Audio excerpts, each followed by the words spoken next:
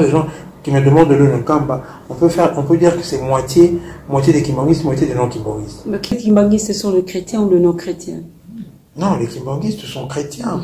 Sont chrétiens parce que ils croient en Jésus-Christ et ils croient en la résurrection, ils croient à la vie éternelle, on croit en Dieu, on croit que le Christ. Cet esprit, c'est Papa Simon Kimba. Oui, pour les kimbanguistes. Pour nous, les kimbanguistes. Que le problème qui nous détruit d'ailleurs nos sociétés, c'est l'évangile de la prospérité. Hein. Pour moi, c'est ça le plus grand danger qui guette nos sociétés.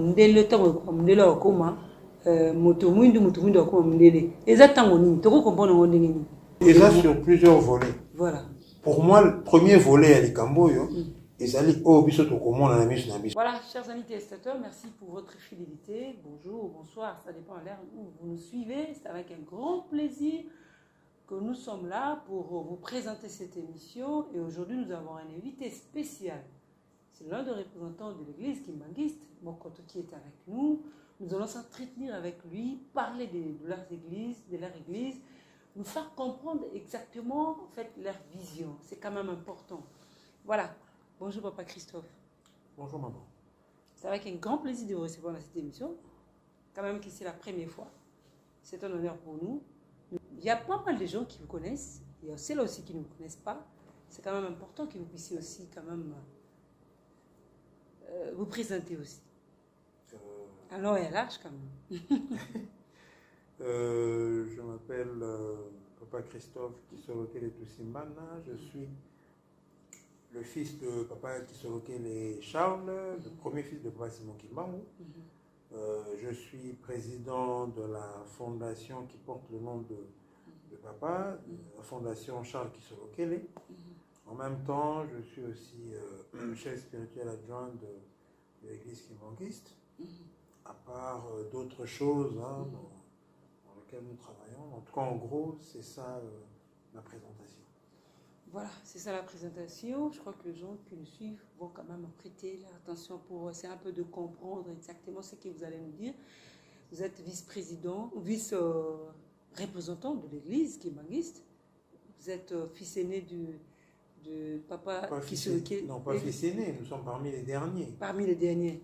Moi, je suis l'avant-dernier. Avant-dernier. Fils de Papa Kisorokele. Voilà, vous connaissez un peu l'histoire de l'église kimbanguiste. Vous connaissez, pas un peu, mais vous connaissez beaucoup parce que vous êtes de la famille Kimbangu. Alors, expliquez-nous en 2-3 minutes, qu'est-ce qu'on peut comprendre, comment peut-on comprendre l'église kimbanguiste? La vision exacte, la vision précise de l'église kimbanguiste, c'est quoi?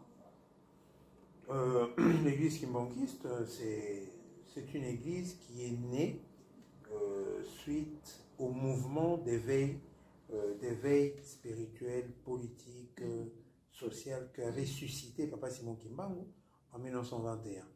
Et l'église kimbanguiste, c'est comme l'aboutissement, hein, la fin de ce mouvement d'éveil qui est parti pratiquement de 1921 jusqu'en 1959, au moment où les Belges ont reconnu officiellement le mouvement comme étant une église.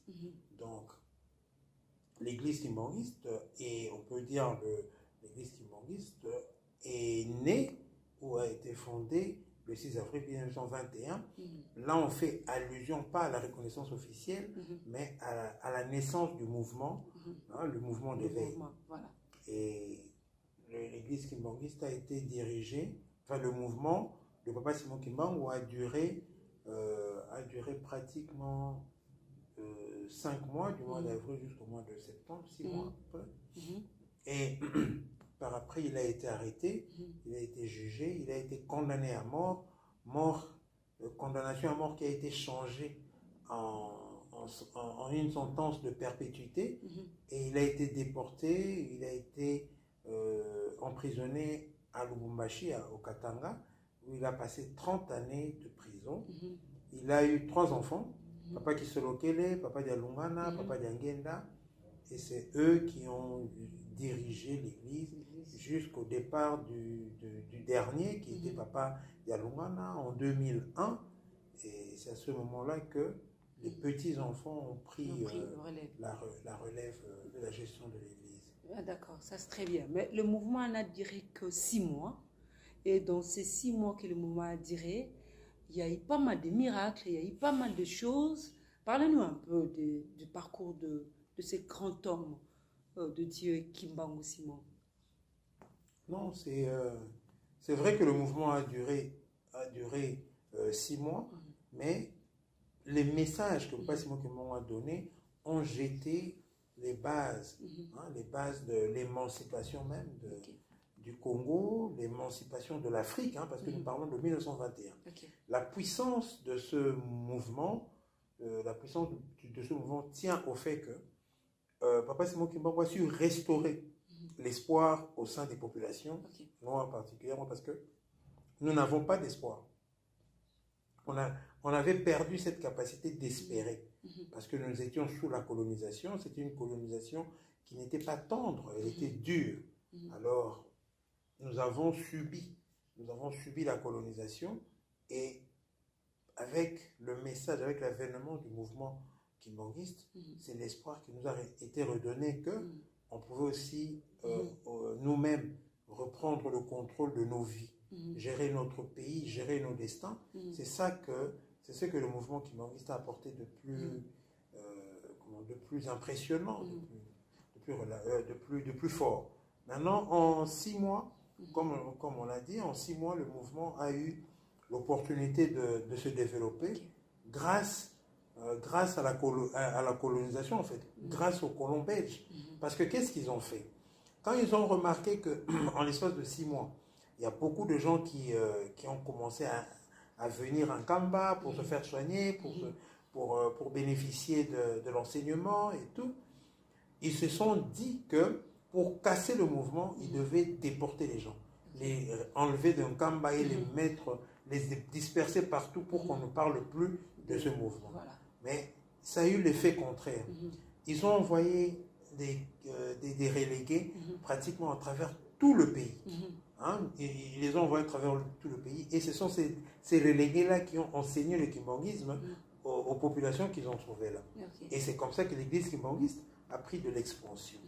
Donc aujourd'hui, si nous parlons de l'église kimbanguiste à travers tout le pays, c'est vraiment le travail de ces personnes qui ont été reléguées par l'empire colonial.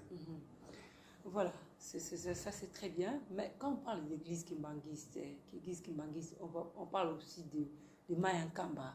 Quand on parle d'église kimbanguiste, on parle plus de Papa Kisolokele, Papa Diangende, Papa Diamungana. Qu'est-ce qu'on peut dire en fait? Qu'est-ce qu'on peut comprendre surtout par rapport de Mayankamba par exemple? Quelle est l'importance de Mayankamba? Quelle est en fait l'efficacité de ces taux-là?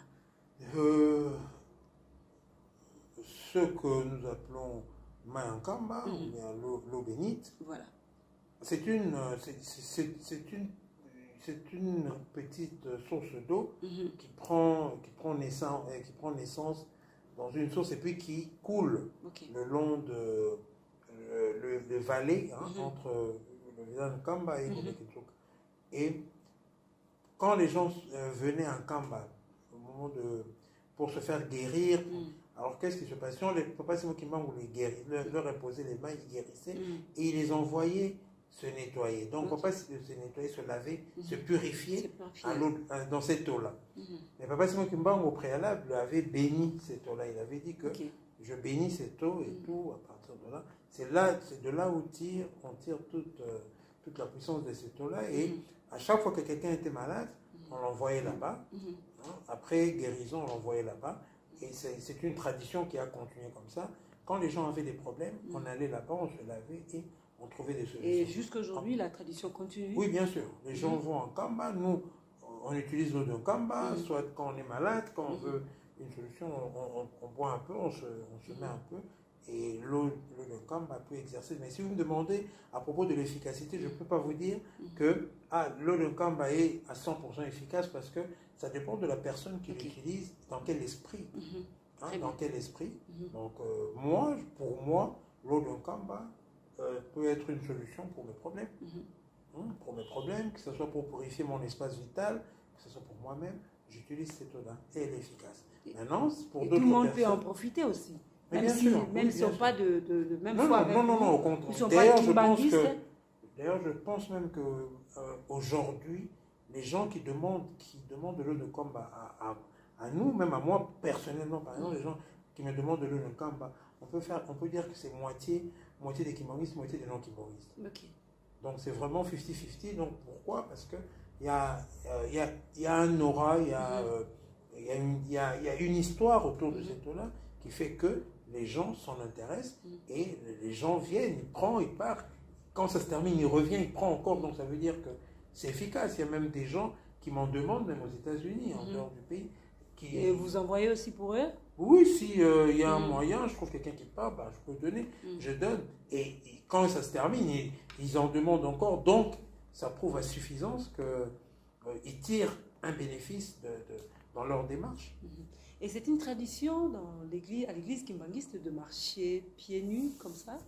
Ou c'est une condition pour rencontrer peut-être un représentant de l'église kimbanguiste? Il ne faut pas mettre de chaussures. Faut être c'est simple. Il y a le kimbanguisme tire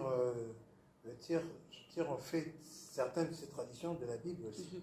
Dans la Bible, c'est écrit, on avait demandé à Abraham de se déchausser, de se déchausser parce que le lieu où il se tenait, c'est un lieu saint parce qu'il vient à la rencontre de Dieu.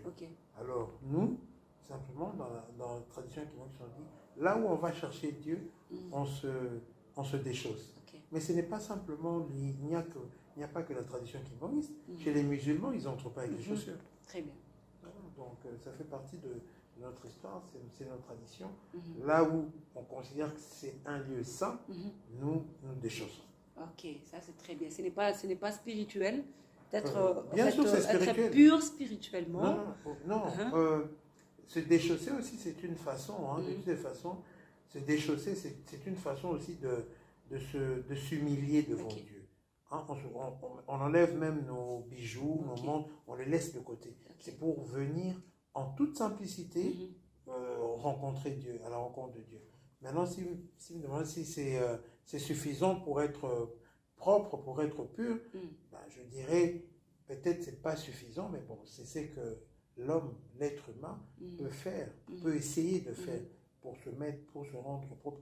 C'est difficile de toute façon dans les temps modernes dans lesquels nous vivons. C'est difficile que quelqu'un se dise je suis 100% pur.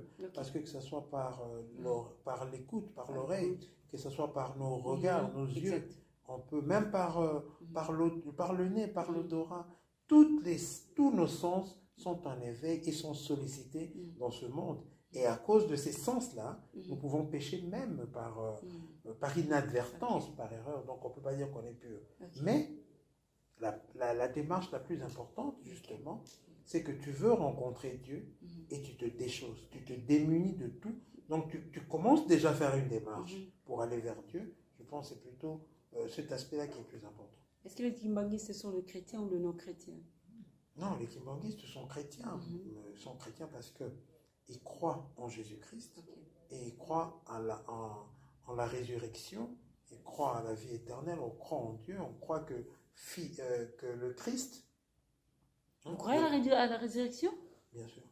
Ah bon? Oui, les kimbanguistes croient à la résurrection. Mais à la cité, les gens disent que vous ne croyez pas à la résurrection et ils disent souvent que c'est lui-même, le prophète Simon Kimbangu, qui fut chrétien. Vous n'êtes pas des chrétiens, vous êtes des kimbanguistes. Mais les gens le disent à la cité, un peu partout là. Non, mais vous avez demandé à parler, au petit-fils de Papa Simon Kimbangu. Exact. Donc c'est le petit-fils de Papa Simon Kimbangu qui vous dit que les kimbanguistes sont chrétiens avant tout. Papa Simon Kimbangu a toujours enseigné, il nous a enseigné le Christ. D'ailleurs, l'église kimbanguiste, en fait, quand on parle de l'église kimbanguiste, on parle de l'église de Jésus-Christ sur la terre par son envoyé spécial, Papa Simon Kimbangu. Donc ça veut dire que nous tirons notre essence du Christ. Et le problème aujourd'hui, c'est peut-être que certaines personnes nous regardent comme étant non chrétiens pour une chose, parce que nous avons simplement dit que le Christ, dans sa seconde venue, a habité le corps de Papa Yalunga Nakianga. Et c'est peut-être ça qui fait qu'ils disent que non, le Christ ne peut pas revenir dans le corps d'une personne. Mais le Christ était une personne. Pourquoi pas? Ceux qui ont été les contemporains du Christ, eux aussi, ils ont dit que jamais Dieu peut avoir un fils. Jamais Dieu peut revêtir un corps. Et il a fallu attendre 400 ans au concile de Nicée pour qu'on déclare que le Christ, c'est le Fils de Dieu. Ça a pris 4 siècles. Donc ceux qui ont vécu avec lui n'ont jamais regardé. Comme ça, d'ailleurs, les musulmans jusqu'à aujourd'hui et les juifs disent quoi? Ils disent que le Christ, c'est un prophète. Ce n'est pas le Fils de Dieu, c'est juste un prophète. Donc, vous voyez... C'est leur conviction. Oui, c'est leur conviction. Mais aujourd'hui, ils sont majoritaires. Hein? Vous mettez les musulmans, vous prenez les bouddhistes, vous prenez toutes les autres religions, par rapport aux chrétiens, et les chrétiens ne sont pas majoritaires. Comment on peut digérer ça? Papa Dialungana, Jésus Christ, et Papa Simon Kimbangu. Zambé, c'est ça. Oui, pour nous... Comment on peut digérer ça? Nous sommes en face de vous, nous voulons essayer un peu de comprendre. Oui, quand on parle de Papa Simon Kimbangu, quand nous parlons de Papa Simon Kimbangu, on lui a posé la question. On dit, vous êtes qui? Lui, il a dit, je suis en Kikongo. Il a dit, c'est un tout moi. Je suis une tout moi. Un tout moi, c'est pas simplement un envoyé. C'est pas simplement un envoyé, c'est un envoyé spécial. Un tout moi, c'est comme un ambassadeur. C'est comme... c'est quelque chose de spécial. C'est pourquoi on a cherché même les termes pour expliquer la complexité de la mission de Papa Simon Kimbangu, pour qu'on trouve les termes qu'il faut pour qu'on explique il était qui exactement. Ça part de là. Maintenant, nous, on a dit, si il est l'envoyé du Christ tel que promis dans la Bible, parce que le Christ a dit dans la Bible que je vous enverrai un consolateur. L'Esprit de vérité qui viendra... C'est le Saint-Esprit. Le Saint-Esprit qui viendra accomplir même ce que moi je n'ai pas accompli. Lui, il accomplira. Donc si nous regardons dans sa réponse, on a regardé ce qu'il a fait. Il a ressuscité des morts, il a fait marcher des paralytiques, il a rendu la vue aux aveugles et tous les miracles qui s'en sont suivis. Mais ça ne s'arrête pas là. Le plus grand miracle, c'est pas seulement ça, parce que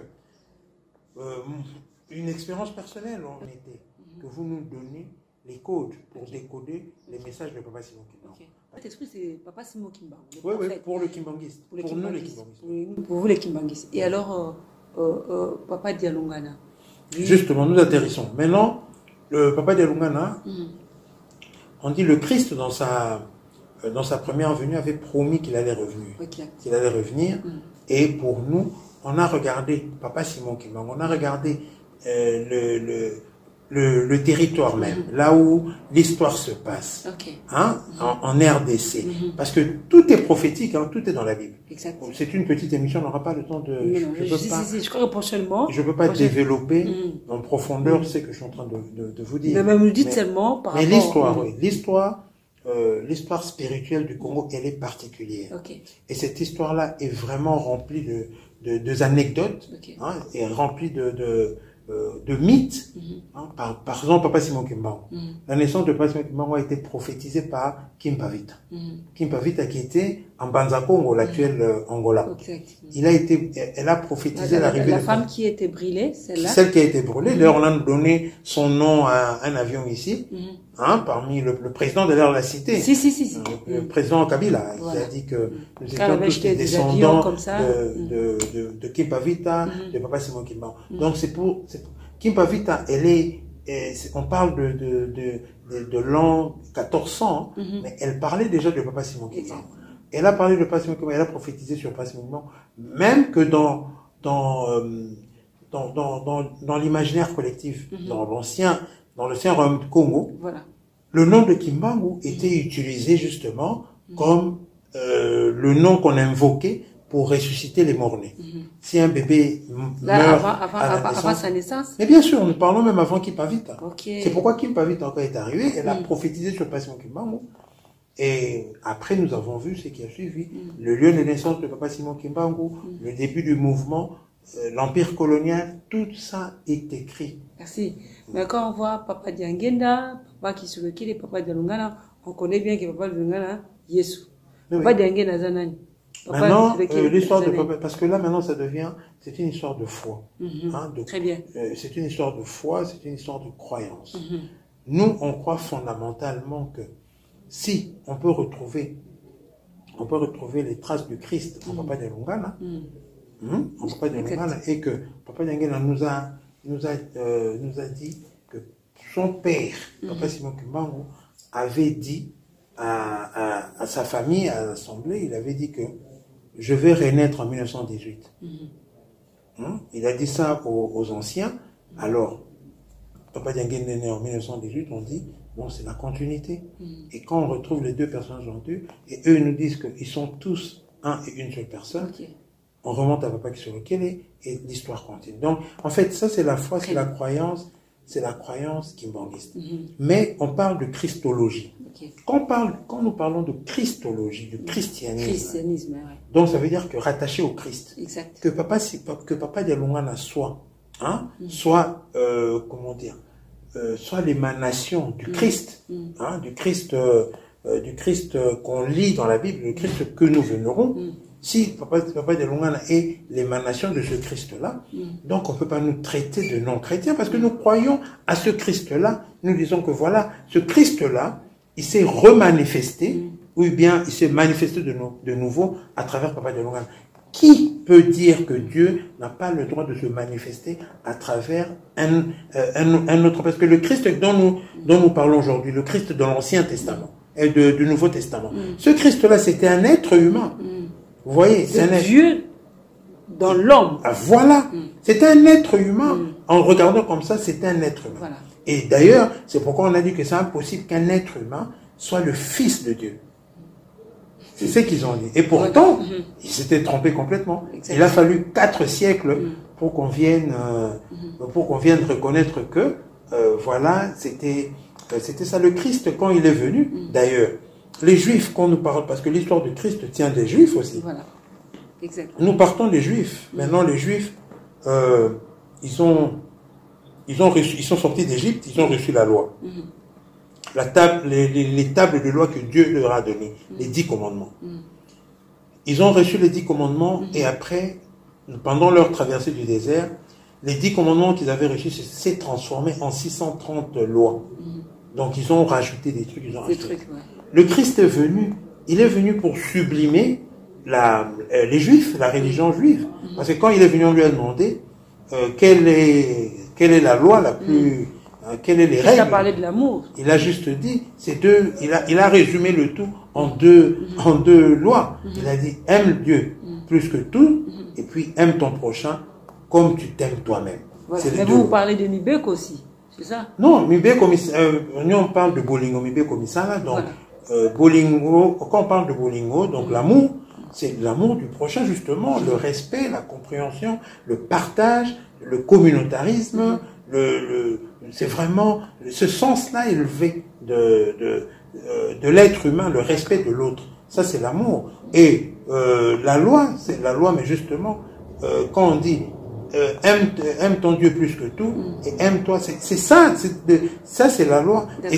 Et on dit même que ça va plus loin parce que ça touche même nos vies de tous les jours. On dit que à César, ce qui est à César, à Dieu, ce qui est à Dieu. Donc les lois que nos parlementaires peuvent arrêter ici, quand ça vient, l'Église reconnaît même ces lois-là, parce qu'on dit que c'est les lois que les gens se sont autour desquelles les gens se sont mis ensemble pour édicter des lois. Même l'Église reconnaît. Donc on dit, si on respecte toutes ces lois-là, on a l'amour du prochain, on respecte les lois et on est capable de fournir quelque chose, de travailler. Parce que le problème qui nous détruit d'ailleurs nos sociétés, c'est l'évangile de la prospérité. Hein.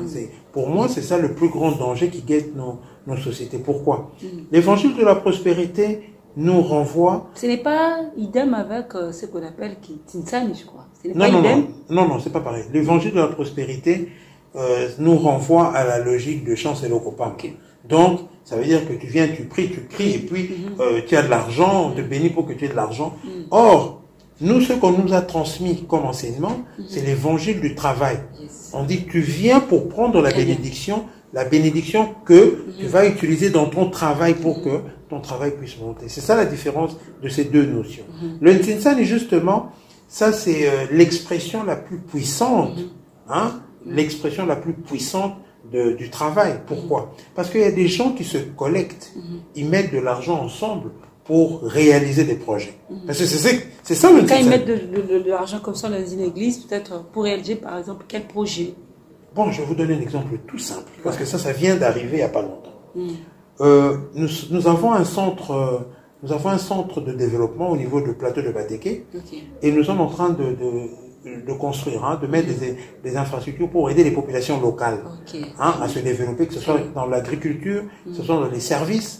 On veut vraiment aider ces populations dans les formations. Alors, on essaie d'équiper ce centre-là.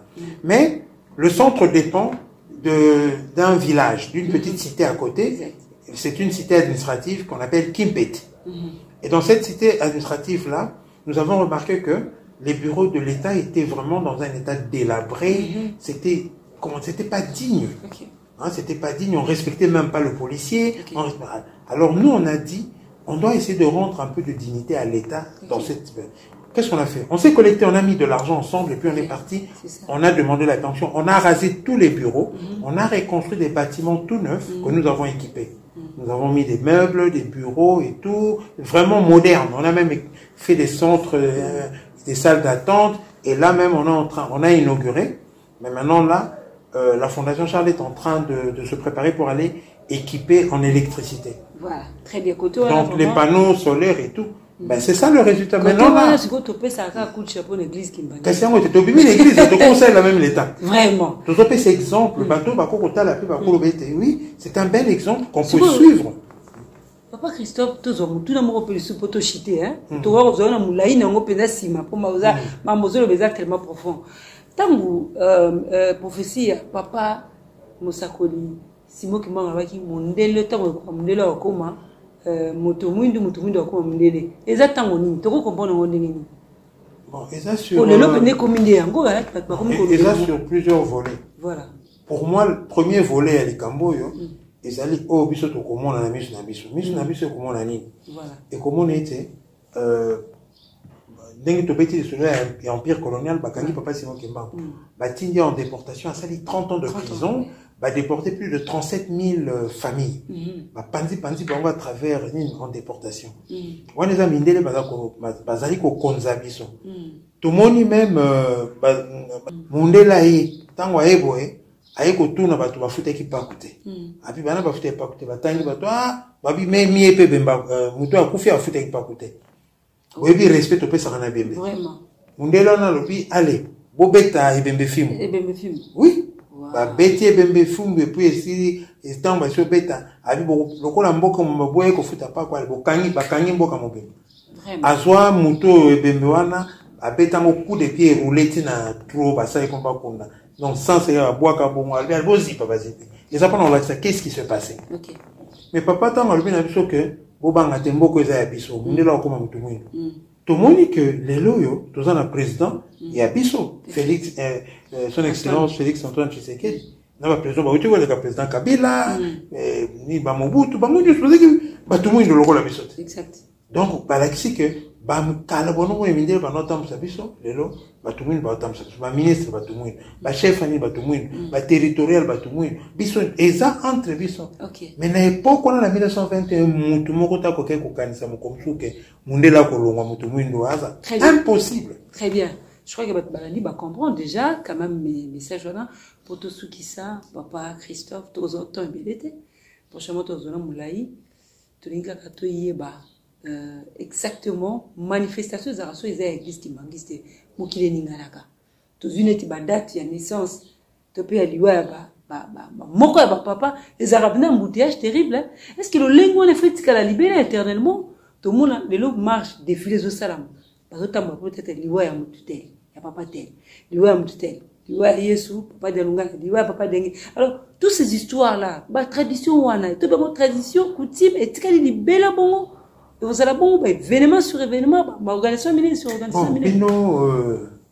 Tant que Bino dans le futur, beaucoup de savez ce qui vous a bon ou bien qu'on changer, mais Bisso, les alliés profession à foi. Donc, ça veut dire que, de Nicolas Satatan Zambé, que tozali au service yaye que tozali bana nika mwana aonoraka tata na ye soki tata na za sote kozana esengo ya kopesa ye lokumu ya kohonore c'est pareil donc biso pe tozala na kati kaka ya logique wana tant mosusu lobby on sait jamais avec le temps peut-être bakotalela yango différemment mais pour l'instant eza ndenge na lobi profession en foi eza foi na biso tolingi tolakisa na tata na biso kolakisa na batata na biso que nous leur sommes dévoués que toza na service na bango que tozali bikelamu na bango toza bana na bango c'est pourquoi on fait ça. Merci beaucoup Papa Christophe Kisolokele tokomona ce que masolo na biso tozali bon flatté ya kozala na kati ya émission et surtout merci pour la disponibilité na yo. Je crois que batu balandi biso mais on dit le bano quand même en français en lingala ça sera une très bonne chose en 1 minute message moko batu misu ba comprendre benda église qui mangiste tété misu ba comprenant parce que vous êtes dans le monde mais le quand même au travers de notre émission bato pe bana comprendre ba comprendre état mo muki ça c'est juste une partie première partie deuxième partie puis roya peut-être au quelque côté la maman muzinda ya fondation ko la ça batu maga misale salami kuna exape madame voilà ben je pense que Mokili na biso ezali traverser un moment très difficile. Mokili mobimba d'ailleurs. Très bien. Lelo tozali face à pandémie mondiale. Pandémie on ezali toucher bato ebele. D'ailleurs ba annoncer écoute que hécatombe kozala ki bato kokufa ebele na Afrique. Et na mawatata nzambe ba vague o mibale elekaki a épargner biso. Très bien. Mais to continue la logique il y a troisième vague o bazo benga ba variant indien, bavarien, ceux qui brésilien, bavarien anglais. Donc, malade on est lui, et ce soit comme ngouye, sikamakasi, sikapoete, et à konyo kolabana ya batu. Je pense que batu nyon so bazangana pasi, bazangana difficulté. Peuple nyon so baleka ba maman moko ya pasi, bazangana tendance ya kosangana pona bazangana makasi koleka. Donc, biso lelo, ce n'est pas le moment ya kokabwana. Okay. Ça peut pas être à cause y a religion, y a croyance na biso. Il y a appartenance ethnique, il y a appartenance à un groupe c'est le moment d'être ensemble à Sangana pour être tout bunda, pour conjurer le sort, pour être koko nabiso, nzambe nabiso, que nabiso mawa par rapport à passer koya, épargner biso parce que tout ça démuni, tout ça n'est l'autre côté. Tout ça nabiso pauvre, colère nabiso ya pasi, colère ya pasi, kotang sabana nabiso ya pasi, kofuta même ndako ya pasi, ba vie nabiso ya pasi. On va pas s'en sortir. Mais ceux qui toko sangana, to lela, tout en zamba que la biso mawa. Ba koko na biso ba que la biso mawa, pour être basa sa biso ba chalo boko, pour être malade on les a musika na biso, ba chalo boko pour être espace vital ya biso, boka na biso RDC, ezo kimia, ba tubazo mayele kibo moto sagesse ya roi Salomon, ba tambusa yango ndenge koki pour être bénéficier ko kozala ba population nyonso. Wanande kozala sengo pona biso tozala makasi na mabondeli tolela biso nyonso tant mosuna makelele tokocha peuple congolais nyonso makelele oyo tokocha pa tata nzambe na matoyine ekokoma lokola makelele ekokoma lokola dérangement aoza na choix te ke apesa biso tolela biso nyonso po ete okosanga. Je pense que message ya kimia yango toko kopesa pona bandeko na biso à tous nos frères nous et à ceux-là qui sont à l'est. Oui, surtout nos frères à l'est. On pense tout le temps à eux, on a fait des programmes de prière pour eux. Vraiment que le Seigneur les aide à ce que la paix puisse être restaurée. Et dans ces moments difficiles que nous traversons, que l'humanité est en train de traverser, je crois qu'il est temps qu'on se regroupe, qu'on se mette ensemble, qu'on prie sans tenir compte d'origine, que ce soit sans tenir compte des croyances, des religions, d'ethnie, d'appartenance à un groupe. Et tout. Non, qu'on ne tienne pas compte de tout ça, mais qu'on se mette juste ensemble pour que nous puissions demander à Dieu, que Dieu nous écoute, qu'il nous exauce, pour que cette maladie, cette pandémie qui frappe le monde puisse aller plus loin et que ces enfants, ces oies soient épargnés. Qu'on nous épargne de tous ces malheurs, de toutes ces difficultés, parce que je dis que nous souffrons déjà assez. Vraiment. Nos vies sont très difficiles aujourd'hui. Manger est devenu difficile. Se faire soigner est difficile. Prendre même en charge ses propres enfants, difficile. Tout est devenu compliqué, tout est devenu difficile. Merci. Nous avons besoin de la main nous avons besoin de la présence de Dieu. Amen. Et cette présence-là, c'est collectivement que nous allons l'appeler. Hein, nous avons appelé cette présence collectivement pour que Dieu tourne le regard et qu'il nous regarde et enfin qu'il commence à donner des solutions à nos problèmes. La paix dans toutes les maisons, la paix sur tout le monde, que vraiment notre pays soit en paix pour qu'on puisse se développer.